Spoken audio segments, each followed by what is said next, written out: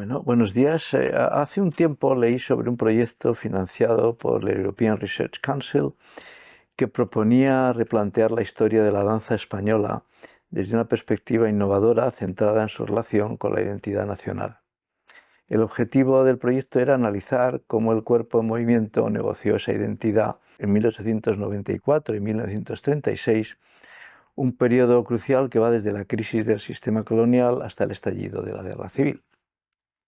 El proyecto me pareció muy sugerente, así que busqué quien lo lideraba para entrevistarla en el marco del ciclo Nueva Generación de Líderes Científicos de la Fundación de Ciencias de la Salud. La investigadora principal era Idoia Murga Castro, científica titular del Consejo Superior de Investigaciones Científicas, del CSIC, en el Departamento de Historia del Arte y Patrimonio del Instituto de Historia del Centro de Ciencias Humanas y Sociales en Madrid. Idoia tiene una formación singular que combina la práctica de la danza y la investigación académica. Está titulada en Classical Ballet por la Royal Academy of Dance y el Imperial Classical Ballet por la Imperial Society of Teachers of Dancing, ambas instituciones del Reino Unido. Es licenciada y doctora en Historia del Arte por la Universidad Complutense de Madrid. Ha sido coordinadora de exposiciones de la Fundación MAFRE, profesora titular interina de la Universidad Complutense y desde 2018 científica titular del CSIC. En 2023 recibió el Premio Nacional de Investigación para Jóvenes María Moliner en el área de Humanidades. Buenos días, Idoia. Buenos días, profesor. ¿Recuerdas qué circunstancias te llevaron a elegir la danza y la investigación en historia del arte como caminos profesionales? Bueno, yo creo que fue una mezcla entre el azar y el interés. Yo, para cuando empecé el doctorado, llevaba muchos años bailando, empecé con 3 añitos, No. y fue una cuestión de prácticamente, bueno, pues de azar, porque mis padres vieron cuando era muy pequeñita que bajaba los escalones de uno en uno y pensaron que tenía problemas de coordinación y de psicomotricidad y me apuntaron a la escuela Ajá. de danza de mi barrio. Luego se dieron cuenta de que en realidad no veía bien, ese era el motivo y de hecho me pasé pues toda mi infancia haciendo terapia visual y rehabilitación y demás, pero ya para entonces pues ya estaba enganchada a la danza y bueno, pues lo seguí practicando durante el resto de mi vida y eso de alguna forma pues marcó pues mi manera de acercarme también a las artes, ¿no? Pero ya fue pues a medida que bueno, ya me decanté por mis estudios universitarios en el ámbito de la historia del arte y ya en el doctorado pues vi que esas dos vidas Ujú. relativamente paralelas pues podían encontrar un camino común en estos temas vinculados con la historia de la danza y la relación entre danza y artes visuales. A lo largo de tu trayectoria, ¿qué personas han influido más en tu desarrollo profesional? ¿Podrías mencionar nombres cuyo trabajo haya sido especialmente inspirador para ti? Pues tendría que nombrar a muchas personas que a lo largo de mi vida me han influido en lo profesional y lo personal, porque también parte de la dedicación a la danza es que es una forma de vida, ¿no? Tendría que agradecer pues desde mis maestras de danza desde que era niña, que me inculcaron la manera de sentir y de percibir la danza, ¿no? Y la manera de estar en el mundo, pero también pues todo el profesorado del que he podido aprender a Ujú. lo largo de mis estudios y de mi carrera profesional. Sí que destacaría sin duda el papel de mis directores de tesis, de Miguel Cabañas y Ana María Arias de Cosío, que fueron mis grandes referentes y quienes me inculcaron los valores de la investigación, el rigor, el compromiso y sin duda pues les estoy muy agradecida por sus enseñanzas. Y luego, pues bueno, muchos profesores que a lo largo de la carrera pues me han enseñado a mirar, me han enseñado a entender que el arte es esa forma más trascendente de la sensibilidad humana, ¿no? Y a mirar desde perspectivas Ujú. muy distintas, ¿no? Complementarias. No sé, mencionaría las clases de Estrella de Diego, las de Ángel González en la carrera, que siempre te enseñaban a darle la vuelta a las cosas, ¿no? O la huella que marcó en mí la primera profesora con la que de la que pude aprender en una de mis estancias, la profesora Lingarafola, que fue la primera especialista en danza con la que pude trabajar. Em, Ella era profesora de la Universidad de Columbia en Nueva York Y bueno, pues hacer una estancia con ella fue enormemente enriquecedor, ¿no? Pude aprender muchísimo, ir a sus clases, me abrió realmente las puertas y me enseñó un mundo y un acceso a unas redes relacionadas con la investigación en danza que también me marcaron, ¿no? Pero bueno, ya digo, a lo largo de mi trayectoria, pues tanto de mis maestras y maestros, mis compañeras, por supuesto, y de mis estudiantes con quienes Ujú. aprendo cada día, ¿no? Tengo esa suerte. En 2005 obtuviste el título en ballet clásico por la Royal Academy of Dance, una institución fundada en 1920 para estandarizar la enseñanza de la danza. 2 años más tarde, en 2007, te titulaste en Imperial Classical Ballet por la Imperial Society of Teachers of Dancing, fundada en 1904 con el objetivo de promover la excelencia en la enseñanza de la danza en todas sus formas. ¿Podrías contarnos cómo ha sido tu trayectoria formativa en el ámbito de la danza y de qué manera ha influido en tu decisión de estudiar historia del arte? ¿Qué ha aportado esta experiencia a tu trabajo como investigadora? Bueno, mi formación en danza, a través de estos sistemas, me permitía hacerlo a distancia, ¿no? Son sistemas reglados internacionales que, bueno, pues en su planteamiento me permitían completar esa formación pues, con mis estudios hasta la universidad y con otra formación, ¿no? Entonces, en ese sentido, me ayudaron mucho pues, a poder ir también encauzando mi vida sin pensar en un resultado profesional en cuanto a lo interpretativo, lo coreográfico Ujú, o lo docente, pero sí que creo que de alguna forma ese aprendizaje me ha aportado también muchas pues competencias que creo que son también muy interesantes para la investigación, ¿no? Comenzando por la perseverancia y la disciplina de bailarina, de quien tiene que ir todos los días a la barra y a ponerse a hacer sus ejercicios, su calentamiento desde el principio, ¿no? Y bueno, esa meticulosidad en el trabajo técnico, el trabajo con la música, los ritmos, el estar concentrada exactamente en lo que estás haciendo en ese momento, ¿no? Yo creo que son, bueno, son experiencias y son competencias que se van adquiriendo al cabo del tiempo que a mí personalmente creo que me han ayudado mucho a, luego a trabajar en lo que trabajo, ¿no? Al mundo de la investigación. Y en ese sentido, pues me siento muy afortunada por haber podido vivir disfrutándolo, ¿no? ujú. De la danza y de ese acercamiento a las artes que sin duda pues, ha marcado mi trayectoria. En 2011 defendiste tu tesis doctoral en la Universidad Complutense de Madrid, una tesis que realizaste en el CSIC con un contrato para la formación de personal universitario, que se conoce como FPU. ¿Cuál fue el tema y cómo lo resumirías brevemente? Mi tesis abordó la escenografía para danza entre la Edad de Plata y el exilio de 1939. Ujú, Trataba de preguntarse por qué tantos artistas de la talla de Picasso, de Miró, de Dalí, por citar así los más conocidos y otros muchos, habían formado parte de toda una corriente transnacional de acercamiento a la danza y de ujú, interés por el cuerpo danzante y habían trabajado en distintas compañías de ballet y de danza moderna, ¿no? Compañías tan importantes como los ballets rusos de ujú. Diaghilev, ¿no? Que fueron muy famosos en ese primer tercio del siglo XX. Entonces, bueno, pues una de las conclusiones de la tesis era darnos cuenta de que había bueno, un interés común en esa experimentación, que también era bastante común en el contexto de las vanguardias históricas, por otros soportes que no eran los soportes tradicionales, por dialogar con creadores y con intelectuales de otras disciplinas artísticas, teniendo como espacio de encuentro el escenario, y como también en un contexto histórico pues, enormemente convulso, marcado por guerras, por exilios, pues la danza fue de alguna manera un salvavidas para muchos artistas que pudieron de esa forma continuar con su trayectoria, ¿no? En esa primera mitad del siglo XX. Ujú. Ha realizado estancias en centros de investigación como el Centro André Chastel sobre Historia del Arte en la Universidad de Columbia, que ya has comentado, en 2009, el Curtal Institute of Art en 2010, la Universidad Autónoma de México en 2013, la Universidad de Buenos Aires y la Universidad de Cambridge en 2023. ¿Cómo han aportado estas experiencias a tu carrera investigadora?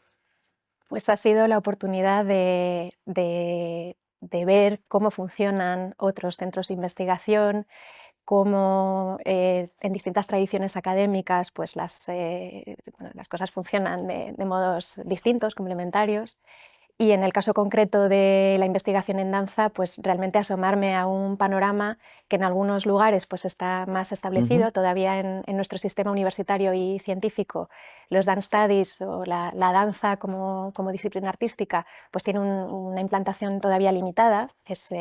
Digamos que poco a poco vamos desarrollando este campo, ¿no?, entre distintos grupos de investigación en distintas universidades y centros de I+D. Pero el poder salir y el poder incorporarme a redes internacionales, poder participar en esas conversaciones del área, pues es enormemente enriquecedor, ¿no? Y creo que es la manera también de lograr que entre todas las personas que nos dedicamos a ello, pues el campo se vaya desarrollando más y vaya creciendo más, ¿no? Tras tu paso por el Instituto de Cultura de la Fundación MAFRE en 2012, te incorporaste a la Universidad Complutense de Madrid como profesora titular interina. ¿Cómo valoras esta etapa en la Fundación MAFRE? Fue una etapa maravillosa para mí, aprendí muchísimo y estoy muy agradecida por haber tenido esta experiencia, porque realmente uno de los lugares de proyección profesional natural para alguien que ha estudiado Historia del Arte pues es el mundo de los museos y las exposiciones temporales. Y la verdad es que aprendí muchísimo de la realidad, ¿no? Después de haber estado más centrada en la investigación, en los contenidos, en el conocimiento, la práctica de decir, vale, ¿y cómo montamos una exposición? Todo lo que tiene que ver con llevar a cabo un proyecto curatorial, con la conservación del patrimonio, las cuestiones también técnicas de los seguros, los transportes, el diseño de los espacios, la iluminación, por supuesto toda la parte de edición de catálogo, que aprendí muchísimo también gracias a profesionales fantásticos con los que compartí ese tiempo, pues a mí me han ayudado muchísimo y son experiencias que son muy enriquecedoras, creo, también de cara luego a la vida académica a la que volví años después, ¿no? Yo creo que gracias a eso pues he podido plantear mis propios proyectos expositivos, he podido comisariar exposiciones sabiendo desde otro punto de vista cómo funciona también, ¿no?, la coordinación de todo ese engranaje que da lugar luego a una exposición temporal, por ejemplo. Estuviste en la Universidad Complutense hasta el 2018. ¿Cómo fue tu experiencia docente? ¿Pudiste compaginarla con la investigación? Sí, qué remedio. A veces, bueno, lo recuerdo con mucha con nostalgia a veces, ¿no? Echo de menos dar clase. A mí me gusta mucho dar clases y el ambiente de la universidad, que es tan estimulante, tan efervescente, ¿no? El contacto directo con los estudiantes, me gusta mucho. Lo recuerdo como una etapa de mucho trabajo y mucho esfuerzo, porque es cierto que en mi caso coincidieron fueron años también de los años de la crisis última, la situación de la investigación y para la gente joven pues era complicada y los contratos pues a veces eran precarios y exigía mucho esfuerzo y mucha dedicación, que a la vez se combinaba con circunstancias vitales también pues a veces que eran todo un reto, ¿no?, llegar a todo. Y sin duda pues el poder compaginar esa faceta docente, preparar las clases y poder ofrecerlas y con atención, con dedicación y a la vez mantener la investigación, pues sin duda es un reto, ¿no? Pero creo que fue muy enriquecedor para mí, lo recuerdo con mucho cariño y bueno, la verdad que fueron años fantásticos también, los 6 cursos que estuve impartiendo clases en la Complutense. En 2018 te incorporaste al CSIC como científico titular. ¿Qué ha supuesto esta posición para el desarrollo de tu investigación? Pues me ha permitido centrarme Ujú. en la investigación. Ahora mis vínculos docentes son menores, ahora pues tengo estudiantes de doctorado, pero bueno, pues las clases son de otra forma, ¿no? Son algunas colaboraciones puntuales en algunas conferencias, algunos másteres, pero digamos que ahora la atención está más centrada totalmente en la investigación y eso para mí a la vez ha sido pues de alguna forma un sueño cumplido, por lo que tiene de poder desarrollar mi propia línea de investigación, poder tener mis propios proyectos, mi equipo Y en un ámbito como la danza, que también pues, tiene una presencia limitada en los programas de las universidades y pocas asignaturas, ¿no?, tienen ese tipo de contenidos, pues el poder centrarme solo en estas líneas por desarrollar pues, me ha abierto muchos horizontes también, ¿no? Y en 2023 conseguiste una Consolidator Grant del European Research Council, que es la institución más prestigiosa que financia la investigación en la Unión Europea. ¿Qué nos puedes contar sobre cómo esta ayuda ha influido, está influyendo en tus planes futuros de investigación? La concesión de una RC es que te abre todos los horizontes científicos, ¿no?, que una persona joven, una investigadora joven como yo, pues pueda imaginar. Desde luego me ha permitido, yo creo que tener la gran suerte de conformar mi propio equipo. Por primera vez trabajamos codo con codo en un equipo multidisciplinar que combina la historia del arte, la danza, la musicología, la comunicación audiovisual, la ciencia de datos, y trabajamos diariamente en objetivos comunes, ¿no? Y creo que eso nos está permitiendo una profundización mucho mayor en los análisis y en los objetivos que queremos perseguir con el proyecto, ¿no?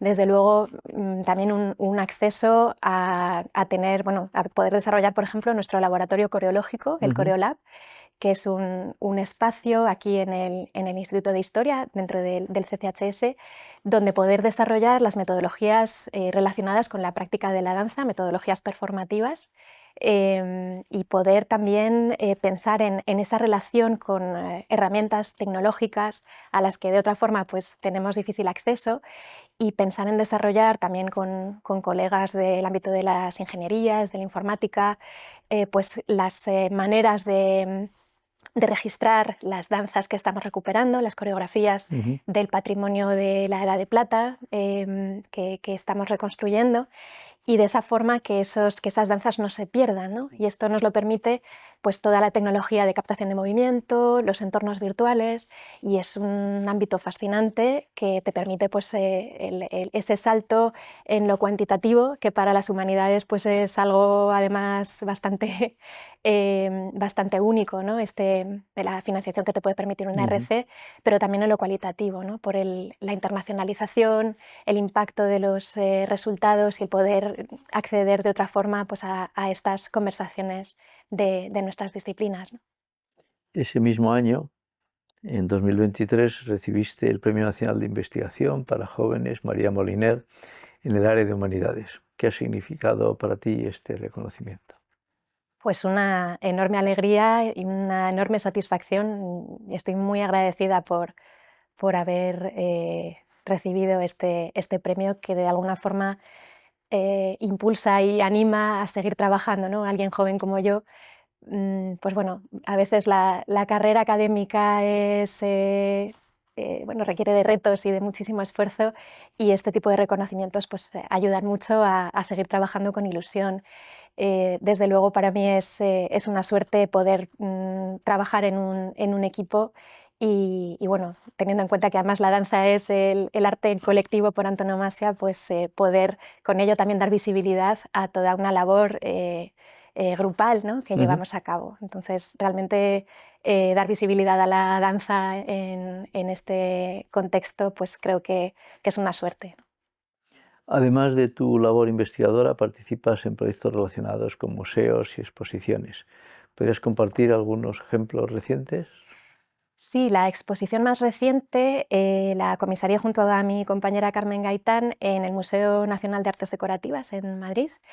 Se tituló Albiés, las artistas y el diseño en la vanguardia española, y fue el resultado de pues, unos 5 años largos de investigación en la producción artística de las mujeres entre finales del siglo XIX y principios del siglo XX, que trataba de preguntarse por qué la creación artística y la labor llevada a cabo por estas mujeres muchas veces no había tenido la consideración dentro de las jerarquías artísticas también pues, sesgadas, ¿no?, desde un punto de vista de género. Entonces recuperábamos obras pues, de artistas como Maruja Mayo, Victorina Durán, María Blanchard, también con otras artistas menos conocidas y con piezas que no tienen todavía una autoría reconocida.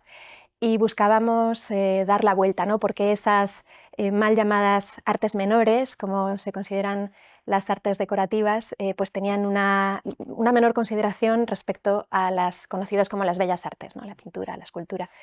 Y bueno, pues fue una experiencia fantástica, también trabajando codo con el personal del museo y rescatando piezas que estaban en colecciones particulares, en instituciones muy diversas, y poder dialogar a través de ellas en los espacios del museo, ¿no?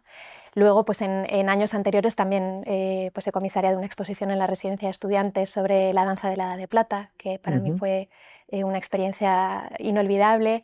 O también trabajé como asesora científica de un proyecto que se organizó en las arquerías de nuevos ministerios para conmemorar los 80 años del exilio republicano de 1939. Y bueno, pues creo que son experiencias que permiten que los resultados de la investigación se transfieran a la sociedad de manera directa y que pueda ser disfrutado por cualquiera, ¿no? que la visite. ¿Cuál dirías que es tu mayor cualidad como investigadora y tu mayor defecto? Bueno, creo que son las personas que trabajan conmigo, ¿no? Las que conviven en el día a día, mis estudiantes, quienes mejor pueden contestar a esa pregunta. No sé, desde mi punto de vista creo que me ayuda en mi trabajo la perseverancia, la curiosidad, que bueno, pues, al final todo llevado en un momento dado en exceso, pues se acaba convirtiendo en un defecto, ¿no? Y supongo que, bueno, que todo es cuestión también de mesura y de proporción, ¿no? Sí, imagino. ¿Y cuál es el recuerdo más gratificante que tienes de tu carrera hasta ahora, académica? Pues cuando nos dedicamos a algo que nos apasiona, como es en mi caso el trabajo en investigación, son muchas los casos, ¿no? Los momentos gratificantes casi, no sé si de manera cotidiana, pero prácticamente, ¿no? Desde estar en un archivo un montón de horas, un montón de días buscando un papel y que de repente aparezca, ¿no? Y eso confirme la hipótesis en la que estabas trabajando, esa intuición que tenías se confirma, a, no sé, los momentos en los que alguien a quien has dirigido la tesis pues la defiende brillantemente, ¿no? Y se doctora, pues creo que son de los momentos más bonitos de nuestra profesión. Si tuviese que elegir así en estos últimos tiempos, diría que para mí la estancia que hice en la Universidad de Cambridge hace un par de años, que la pude hacer además con toda mi familia, que coincidió con muy pocos días de diferencia cuando me comunicaron que me habían dado el Premio Nacional de Investigación, y a los pocos días recibí el email de la concesión de la RC. Todo confluyó y bueno, pues fue un momento para mí muy dulce y muy feliz. He agotado mis preguntas, Idoia. ¿Algo más que te gustaría añadir antes de concluir nuestra conversación? Me gustaría dar las gracias sobre todo a las personas que trabajan conmigo, a las personas que trabajan en mi equipo de investigación, y en el día a día compartimos pues bueno, todos los momentos felices, duros, los retos, los objetivos que tenemos sobre la mesa, y también a las personas de mi grupo de investigación de Historia del Arte y Cultura Visual en el Departamento de Historia del Arte y Patrimonio, por esa convivencia y porque entendemos los grupos como un sistema en el que pues todo el mundo tiene algo que aportar y todo el mundo se enriquece, ¿no? de ese trabajo colectivo que es la investigación. Así que a ellos les quiero agradecer desde aquí y, por supuesto, profesor Mato, gracias por la oportunidad. José María. Y a todo el equipo por permitirnos dar a conocer nuestro trabajo. Vale. Bueno, muchas gracias. Como siempre, esta entrevista se ha grabado sin cortes y se emitirá en directo. Y nada, agradecer siempre a la Fundación de Ciencia de la Salud su interés por no solo centrarnos en la salud, sino abrir mucho más el campo de experiencias, o que otras muchas experiencias influyen en la salud y hay que darlas a conocer. Gracias. Muchas gracias.